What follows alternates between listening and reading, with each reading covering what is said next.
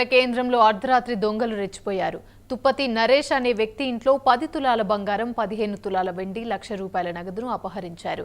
పోలీసులు కేసు నమోదు చేసి దర్యాప్తు చేస్తున్నారు.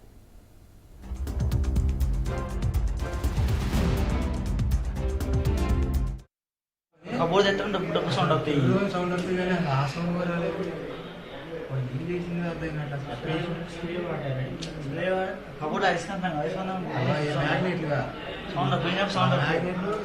కిడ్రో సౌండ్ వస్తాయి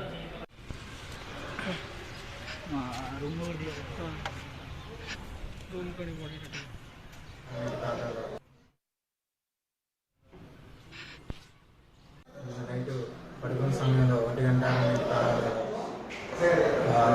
గుర్తు తెలియని వ్యక్తులు తలుపులు వాళ్ళు కొట్టుకొని లోపలికి వచ్చి కబోర్డ్లో ఉన్నటువంటి లాకర్ని పగలగొట్టి 10 తులాల బంగారం, 15 తులాల వెండి, ₹1,15,000 డబ్బుని చోరీ చేసుకుని పోయారు.